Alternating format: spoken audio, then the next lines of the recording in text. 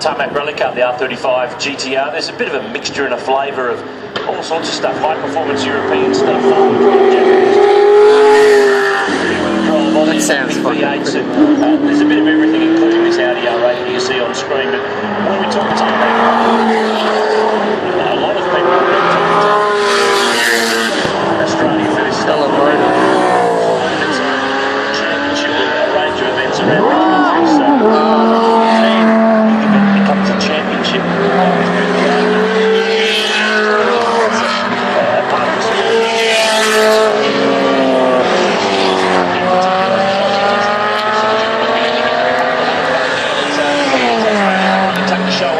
Become a very serious form of the sport. We've got Targa Adelaide, Targa High Country, Targa West Point, and of course the big one you mentioned a moment ago, Targa. They are, as you would buy, advanced to 3 on the show for Monday afternoon. Some racing brake pads, that's it, brake cage, and safety modifications, but no performance changes. So what you're seeing out there is what you can drive around. And you say the all-new Mazda 3, we saw Mazda 6 last year. 4 seconds, 4 seconds quicker than the cars last year. Track's the same, so it tells you that Mazda 3 has got a bit of performance about it. It definitely does. It's a good little 2.5 litre petrol engine, 4-cylinder, 16 valve, double overhead cam.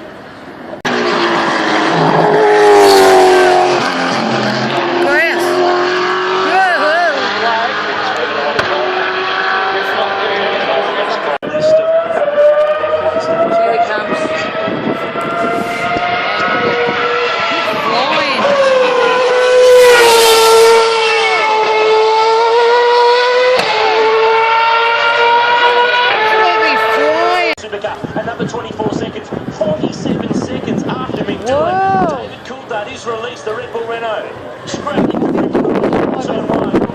Did they say McDougall's lobby? I think so.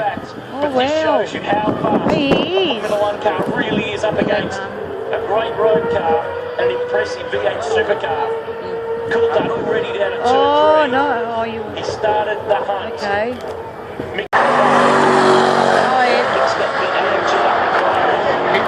He hasn't lost it, has he? We saw that.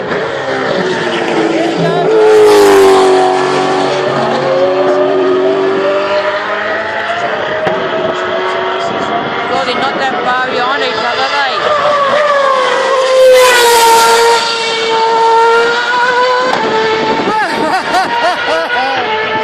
Ramsey in the world in practice, but a couple home yesterday.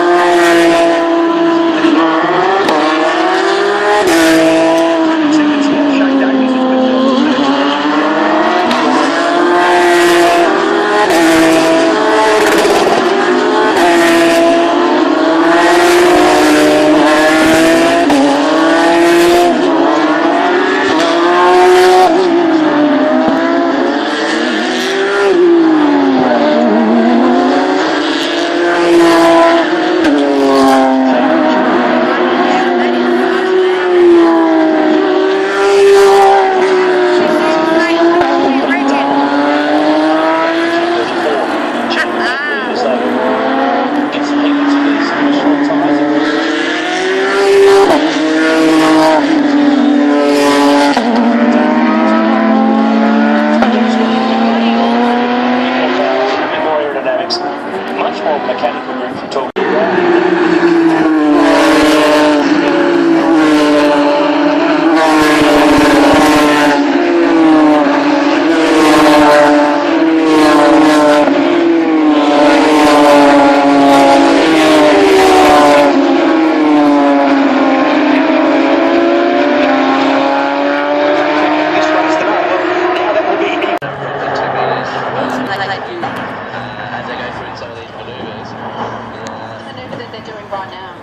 It's actually the wedge formation, so each formation is dictated by a roulette leader, squad leader Steve Baker, and he'll direct the guys on where to fly and when to change positions, and you'll see them reversing now via a wing over for a wedge loop. How long have the pilots that are flying these machines today, how long have they been training for? How long does it take to get to this level to be able to fly like this? You look at the minimum experience in the roulette to be approximately 7 years. Each member of the roulette is also a qualified flying instructor, posted down to E-Sail, and they've also completed operational tours on a variety of aircraft before coming along and joining the roulette team. Okay, so 7 years, so you've been training for 7 years? Yeah, I'm probably the most junior in the team. I'm about 5 years under my belt at this stage. How old are you? I'm 29. 29, and just for the ladies, are you single? No, I'm married. Married with first on the way in April, so exciting times. Now, you're based down at the RAF based in East Sale, is that? That's correct, about 3.5 hours east of Melbourne, RAF based in East Sale. We've got there at Central Flight School where we teach all pilots and pilots within the Air Force Academy instructors and teach the next generation of students coming through. Okay, so the manoeuvres that they're doing now, how many hours of training go into this, like day in, day out? Right. Is it how often is it? As they go overhead? It is a routine training. The guys go through about approximately 40-hour workout period before each season, and that happens every 6 months, and they can accommodate position change. Because it's now a fly-by-wire or complete control device rather than a hydraulic braking system at the back of the car. The other two drivers both having off.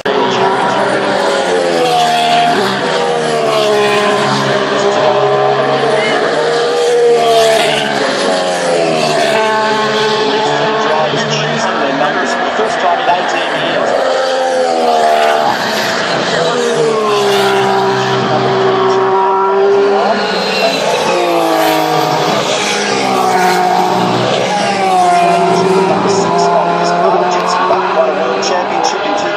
With 22, lots of different drivers have got stories attached to why they've chosen a number. Many of them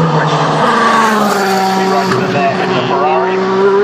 They were perhaps a little bit of a surprise, a little bit of an unknown coming to this circuit.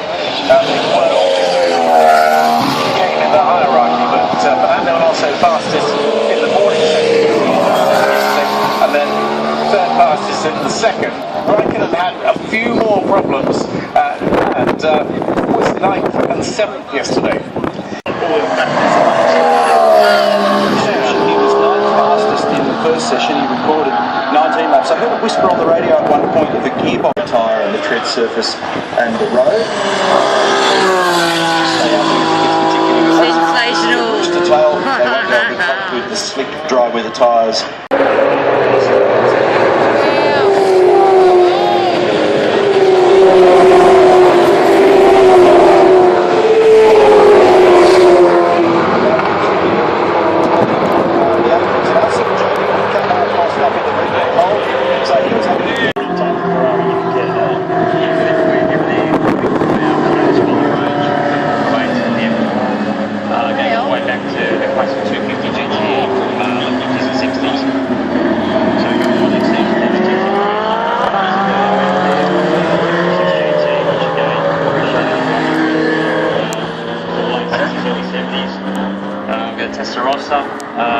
Which is a flat 12-cylinder engine, which was what was used in the Formula 1 cars back in that era.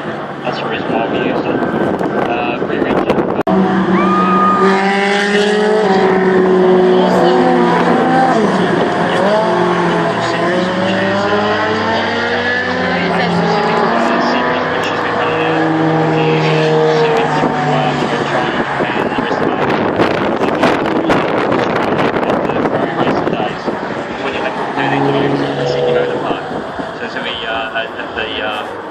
A celebration Ferrari the whole weekend.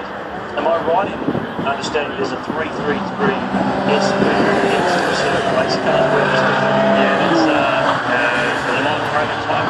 So sports car racing, real early 90s, full individual, sort of phenomenal favorite on the basis of today.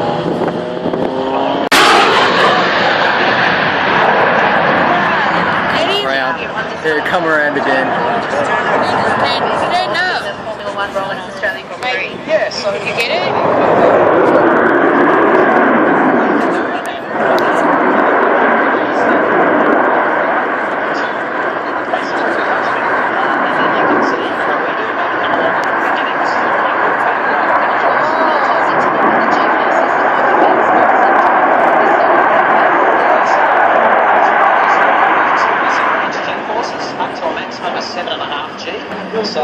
his head weighs 10 kilos.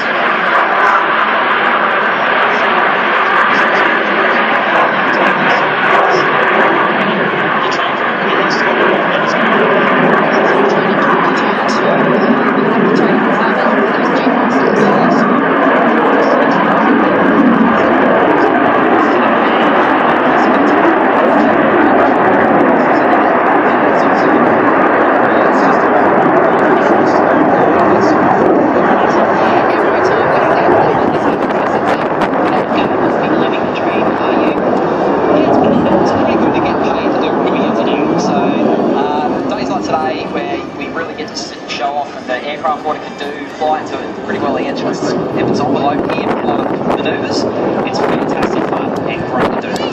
So I love it. I've got to ask, the manoeuvre that they often do where they go straight up into the sky and disappear, how high up do you actually go before you then either level out or fly away?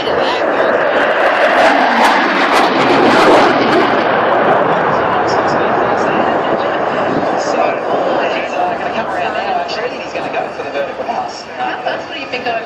He was doing about 1,000 kilometres an hour. Oh, just 1,000? Yeah, so he was doing about 1,000 k's. He's going to come back in now and do about the same speed, go for that vertical pass. He'll go up to about 20,000 feet. 20,000 feet? Yeah, so he'll be up there in about... How many seconds? About 30 seconds. Wow.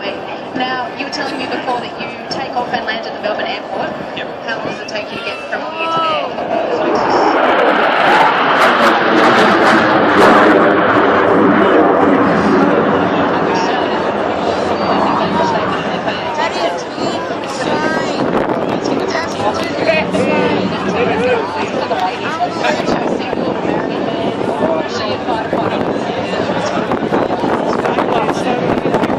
Tucked in the commentary box, that's turn 9, which has been action-packed this weekend.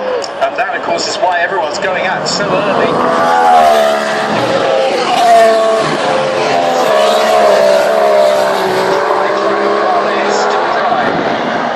So remember, 3 parts of success. These initial phases of